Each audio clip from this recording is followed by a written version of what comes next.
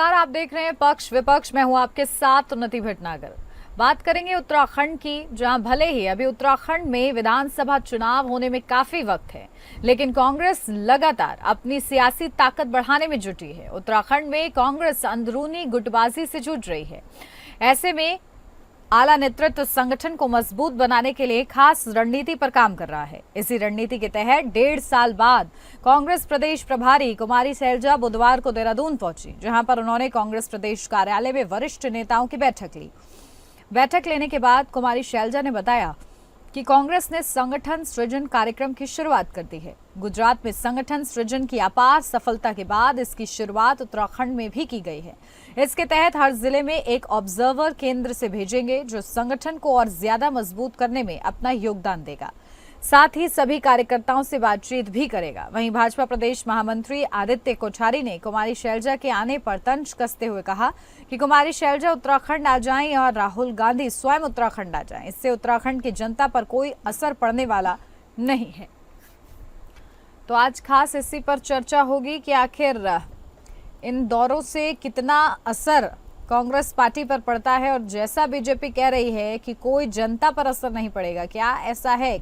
क्योंकि लगातार कांग्रेस जो है रणनीति बनाने में जुटी हुई है, और कांग्रेस प्रदेश प्रभारी कुमारी शैलजा का भी क्योंकि खास दौरा रहा है, उन्होंने नेताओं से बातचीत की है।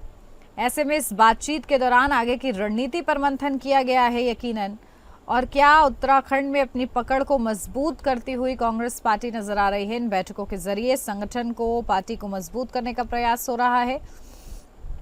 लेकिन बीजेपी ने इस पर तंज कसा है और बीजेपी ने कहा है कि जनता पर इन दौरों का कोई असर नहीं होने वाला है।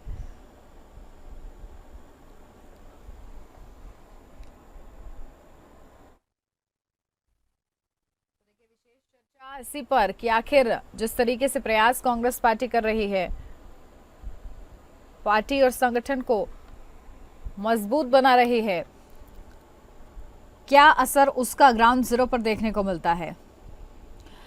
तो चलिए चर्चा की शुरुआत कर लेते हैं। खास मेहमान हमारे साथ जुड़ गए हैं, सीधा आपको रूबरू कराती हूँ। हमारे साथ नवीन जोशी, प्रदेश महामंत्री कांग्रेस पार्टी से जुड़ गए हैं। नवीन जी, बहुत स्वागत आपका। हमारे साथ सुनीता विद्यार्थी, प्रवक्ता भारतीय जनता पार्टी से जुड़ गई हैं। सुनीता जी, आपका भी बहुत स्वागत। शुरुआत लेकिन आपके साथ नवीन जोशी जी, क्योंकि ये कहा जा रहा है कि चाहे कुमारी शैलजा आ जाए या फिर राहुल गांधी आ जाए, जनता पर कोई असर पड़ने वाला नहीं है। आप लोग जो बैठकें कर रहे हैं, संगठन को मजबूत करने का प्रयास कर रहे हैं, ये बेअसर है जनता पर। देखिए, जनता की तो ये बात ना करें तो बहुत ही अच्छा है, क्योंकि जनता पे जो असर पड़ता है वो तो आपने पंचायत चुनाव में देखा। लेकिन भारतीय जनता पार्टी पे कोई असर पड़ने वाला नहीं है। इनको मालूम है कि इनकी सरकार है, पूरा सरकार की दबाव की राजनीति करेंगे, ये लोगों पे दबाव बनाएंगे और उनको डराएंगे, धमकाएंगे, दुनिया भर की चीजें करेंगे।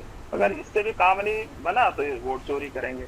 वोट चोरी करना तो पूरे देश के अंदर आज चल रहा है। किस प्रकार से भारतीय जनता पार्टी वोट चोरी करके अपनी सरकार को बनाने का काम कर रही है। उत्तराखंड के अंदर हमारी प्रभारी आदरणीय शैलजा जी आई हैं, तो उन्होंने हमारे पार्टी के सभी वरिष्ठ नेताओं से बात करी। जो हमारे संगठन सृजन का जो कार्यक्रम चल रहा है, उसमें जो हमारे प्रभारी बनाए गए उनसे भी उन्होंने बात करी। सारे जिलों की उन्होंने फीडबैक ली, और एक हमारे जो केंद्रीय प्रभारी आ रहे हैं एक जिले में, उसके साथ प्रदेश की ओर से हमारे 3 ऑब्जर्वर प्रदेश कांग्रेस कमेटी ने लगाए हैं।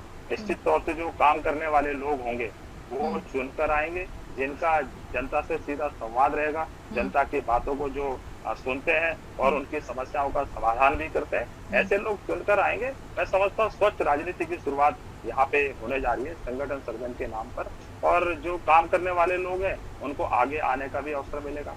भारतीय जनता पार्टी निश्चित तौर से बहुत बुरी तरह से घबरा रखी है, क्योंकि उन्हें मालूम है जो नतीजे पंचायत चुनाव में आए और राज्य की जनता ने उनको तीसरे स्थान पर यहाँ से धकेल दिया, और इन्होंने जबरदस्ती अपनी सरकारी मशीनरी का दुरुपयोग करके और अपने गुंडों को क्षेत्र में लगा के और किसी प्रकार से हमारे जिला पंचायत के सदस्यों को उठाने का काम किया। लेकिन वो बात दूसरी है कि ये जिला पंचायत अध्यक्ष बनाने में ये लोग सफल रहे, लेकिन राज्य की जनता का जो बहुमत था वो कांग्रेस के साथ था, और उन्होंने कांग्रेस के प्रति अपनी आस्था प्रकट करी और कांग्रेस के ज्यादा से ज्यादा जिला पंचायत अध्यक्ष यहाँ पर चुन किया, और भारतीय जनता पार्टी तो तीसरे स्थान पर चली गई।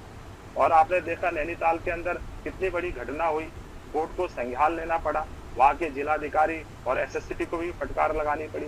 किस प्रकार से सरकार की जो पुलिस कर्मचारी थे उनकी मौजूदगी में जिला पंचायत के जो सदस्यगण हैं उनको खींचने का काम वहाँ के इनके गुंडों ने किया और जबरदस्ती उनको खींच के लाए। बाद में दबाव बनाकर तो जबरदस्ती उनसे वीडियो भी बनवाया गया कि हम लोग घूमने गए थे। मैं पूछना चाहता हूँ भारतीय जनता पार्टी के नेताओं से कि आप ये बताइए कि आप कभी ऐसे जबरदस्ती 6 लोग आपके खींच के ले जा रहे हैं और आप बाद में वीडियो जारी करके बोलते हैं मैं घूमने जा रहा हूँ, ये हंसने वाली बात है, ये मजाक उड़ा रहे लोग इनकी। इस प्रकार से आप बताइए कोई घूमने जाता है क्या? इनके प्रदेश अध्यक्ष कभी ऐसे घूमने गए? इनके मुख्यमंत्री कभी ऐसे घूमने गए? ये पूरे राज्य की जनता जानती है कि ये अपना असली चेहरा दिखा चुके हैं लोगों को और जनता का विश्वास इनसे पूरी तरह से टूट चुका है। चाहे आपदा प्रबंधन है उसमें पूरी तरह से फेल हो चुके हैं, कानून व्यवस्था है उसमें ये पूरी तरह से फेल हो चुके हैं। आज राज्य के अंदर स्थिति ये हो गई है, इनके जो पूर्व मुख्यमंत्री है उनको खुद गुहार लगानी पड़ रही है। डीजीपी को पत्र लिख रहे हैं त्रिवेंद्र सिंह रावत जी कि 50 करोड़ रुपए की धोखाधड़ी हो गई है लोगों के साथ, उसमें आप कार्रवाई करें। लेकिन इनके कानून व्यवस्था पूरी तरह से चरमरा चुकी है, उसका कोई संज्ञान नहीं लिया जा रहा। वो आज भी जवाब का इंतजार कर रहे हैं मुख्यमंत्री जी। और तीरथ सिंह रावत जी जो उनके भांजे के साथ भी 14 करोड़ रुपए की धोखाधड़ी हो गई है। प्रदेश के अंदर जब भारतीय जनता पार्टी के नेताओं की नहीं सुनी जा रही है तो और आम आदमी की हम क्या सोच सकते हैं, अन्य पार्टियों की हम लोग क्या सोच सकते हैं? इनका तो काम करने का कुछ वो है ही नहीं। पूरे प्रदेश में कानून व्यवस्था लचर हो चुकी है, तो इनका प्रशासन। डॉक्टर सुनीता विद्यार्थी जी भी हमारे साथ जुड़ चुकी हैं।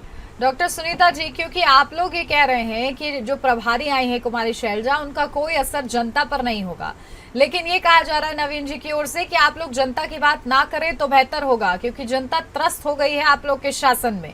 कानून व्यवस्था से लेकर किस तरीके से आप लोग काम कर रहे हैं, उन तमाम चीजों का जिक्र कर दिया है उन्होंने। देखिए, जिस प्रकार से कांग्रेस प्रभारी जी का जो उत्तराखंड दौरा है और जो अचानक दौरा हुआ है और जो डांट और फटकार इनको लगातार कल से जो है हम सब सुन रहे हैं कि किस प्रकार से जो है शैलजा जी ने समीक्षा करके प्रत्येक व्यक्ति को जो है उनको अपने आला कमान का जो मैसेज है वो कन्वे किया है, वो सबके सामने है। पत्रकारों का आपने देखा कि कल इन्होंने जो है जो इनकी जब बैठकें चल रही थी उस दौरान जो है किस तरीके की इनकी हर गुट से जो है वो अलग अलग खबरें बाहर आई, वो सभी लोग जानते हैं। देखिए, माननीय पुष्कर सिंह धामी जी जो हमारे मुख्यमंत्री हैं, उनकी लोकप्रियता से कांग्रेस पार्टी बहुत बुरे तरीके से बौखलाई हुई है और एक गुट जो बहुत बुरे तरीके से आहत है वही जो है, क्योंकि बाकी लोग तो माननीय मुख्यमंत्री जी की पीठ थपथपा रहे हैं, लगातार उनके साथ उनका उठना बैठना हो रहा है और प्रत्येक विषय पर वो भारतीय जनता पार्टी की सरकार को सराह रहे हैं। लेकिन जो एक गुट है जो असंतुष्ट है क्योंकि उनकी एक्सेप्टेंस जो है उन्हीं के संगठन में नहीं हो पा रही है, उस वजह से जो है ये सारा ताना बुना कांग्रेस पार्टी बुन रही है। और इनको तो ये पूछें कि भाई दूसरों पे तो आरोप बाद में लगाइए, पहले ये तो बताइए कि आपके वहाँ पे बैठकों में किस वजह से जो है आपसे बेरुखी शैलजा जी ने दिखाई है। अब देखिए 1.5 साल बाद तो कुमारी शैलजा जी यहाँ पहुंची हैं, भले इनके प्रभारी जब हमारे यहाँ पे देखिए संगठनात्मक जो भी जितने भी विषय होते हैं बिना प्रभारी के होते ही नहीं है, तो उनका बैठना बहुत जरूरी होता है। वो पूरे प्रदेश की जो है पूरी समीक्षा करते हैं, किस जिले में क्या चीज हो रही, किस जिलाध्यक्ष के साथ में क्या दिक्कतें आ रही हैं, मंडल अध्यक्ष के साथ क्या दिक्कतें आ रही हैं, किस प्रकार से जो अभियान है वो जनता तक जाएगा। इनको तो बस कुछ नहीं करना है, खाली यहाँ पे कांग्रेस भवन में बैठना है और यहीं से ही बट लगा लगा के, ये तो मुझे ऐसा लगता है जैसे कॉलेज टाइम में होता था कि 5 मिनट आपको पक्ष में बोलना है, 5 मिनट आपको विपक्ष में बोलना है। इस तरीके की राजनीति कांग्रेस पार्टी की है कि 5 मिनट जो है हमको नेगेटिव बोलना है, खाली negative, no no no no no बस। तो इस तरीके से देखिए जनता के साथ आपका जो इमोशनल कनेक्ट है वो टूटता है।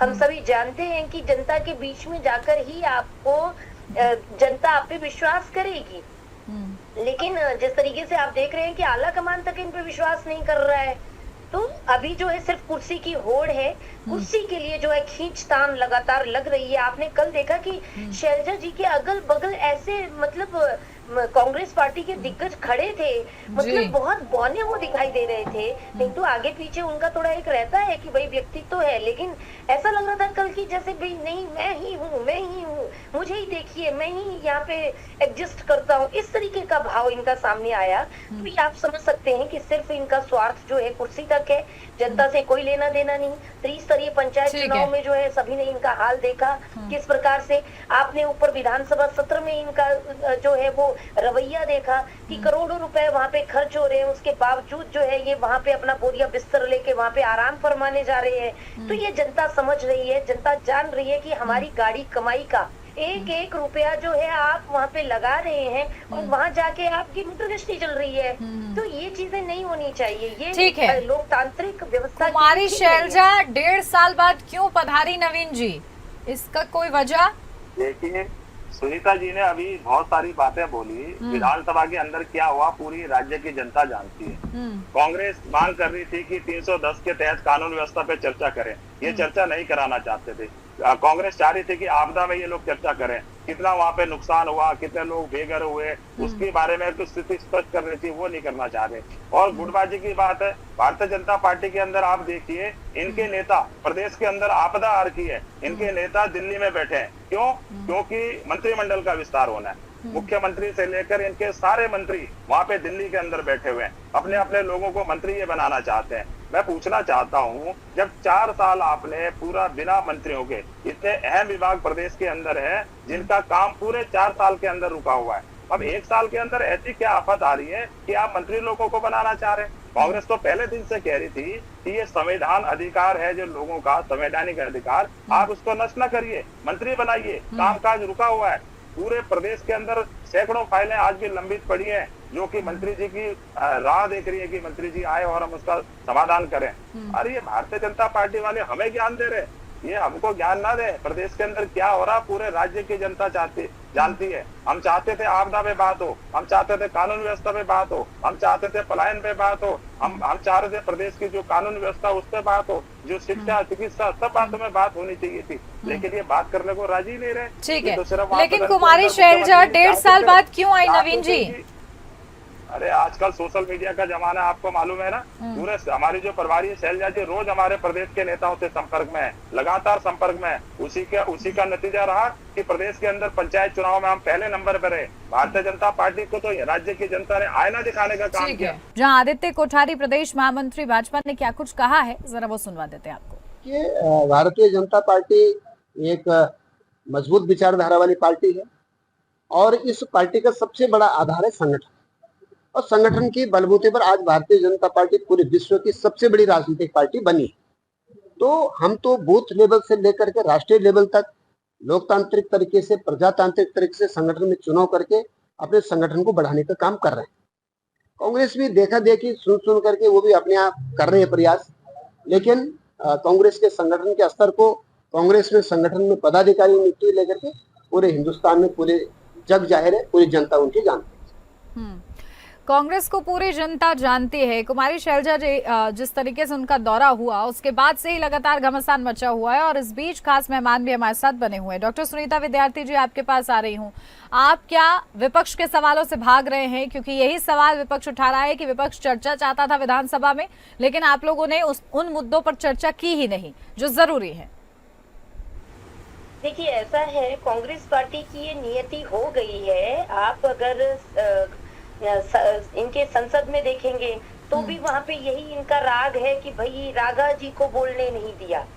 और यहाँ पर उत्तराखंड में भी उसी परिपाटी पर जो है ये लोगों में ये भ्रमित लोगों को कर रहे हैं कि यहाँ पे हमें बोलने नहीं दिया गया। 310 में बात नहीं करते। माननीय मुख्यमंत्री जी ने खुद कहा, आप तो अपना राग अलापते रहते हैं। मुख्यमंत्री जी वहाँ पे चर्चा से क्यों भाग रहे थे? अब आप यहाँ पे बीच में मत बोलिए, मैंने आपके बीच में नहीं बोला। पड़ेगा आपको करोड़ों रुपए लोगों के। तो ऐसे तो डिबेट नहीं होती ना कि आप बीच में इंटरप्ट करेंगे और बीच में जो है। ठीक है, नवीन जोशी जी आ रही हूँ आपके पास। विधायकों को चुन के भेजा, आ रही हूँ। सुनेंगे या नहीं सुनेंगे? ठीक है, पड़ेगा आपको आगे विधायकों की बात। तो मैं आपको बता रही थी कि संसद में भी इनका यही राग है और इन्होंने वही राग जो है उत्तराखंड में भी आलापना शुरू कर दिया। आप बताइए कि विधानसभा सत्र इन्होंने इतना बड़ा इतिहास बना दिया कि सारे के सारे जो इनके विधायक वहाँ पे पहुंचे थे वो वहाँ पे बिस्तर डाल के पड़ गए। अब आप बताइए, क्या जनता ने इनको इसलिए भेजा था? ये खुद बचते हैं, ये खुद जवाब नहीं देना चाहते, ये खुद जो है 310 की बात करते हैं, ये खुद ई पेपर की बात करते हैं। आप बताइए, इन्होंने बड़े डंका बजाया था कि हम जो है ई पेपर विधानसभा में काम करने जा रहे हैं, और आपने देखा कि वहाँ पेपरों का कितना अंबार लगाया इन्होंने। टेबल कुर्सी को तोड़ने के लिए इनके दिग्गज जो है कैसे अड़ियल की तरह उनको धक्का दे रहे थे, माइक तोड़ रहे थे, और रात को फिर रील बना रहे हैं। सही है, अरे रील बनाने के लिए एक पूरा, मैं कहूंगी कि 40% समाज है जो रील बनाता जा रहा है। आपको रील बनाने नहीं भेजा वहाँ पे, आपको रियल में भेजा है उधर। तो आप जो है रील का रील बनाकर अपने जवाबों से भागेंगे। आपको बोला गया था ना कि आपने कहा था पिछली डिबेट में कि हमारे पास जो है 400 क्वेश्चन है, तो आपने 400 क्वेश्चंस को 310 में पूछना था। आपके पास पूरा समय था, 4 दिन थे, आप क्यों एक ही दिन में बिस्तर अपना जो है समेट कर आ गए? बताइए नवीन जी। और आप कहते हैं कि ये पक्ष का काम होता है कि जितनी देर हंगामे की आड़ में चर्चा से कौन बच रहा था करेंगे तो भैया कौन जो है किस तरीके से विधानसभा स्पीकर ने आपको कितनी बार टोका? तो यहाँ पे कोई बचने वाली बात नहीं। इन्हीं के पास क्वेश्चंस नहीं है, इन्हीं के पास जो है ये आपदा में अफसर खोजते हैं। और मैं आपको बताऊं, आपदा में तो डेली आप देख रहे हैं मैनेजमेंट की किस प्रकार से प्रदेश का मुखिया वहाँ पे घर घर में जाकर जो है लोगों के दुख सुख बांट रहा है। हर प्रकार से हमारी आज भी राष्ट्रीय प्राधिकरण की आज भी वहाँ पे समीक्षा हुई, NDMA वहाँ पे है, लगातार जो सभी चीजों की समीक्षा हो रही है, हम वहाँ पे सुविधाएं दे रहे हैं। कांग्रेस पार्टी क्या कर रही है ये बताएं?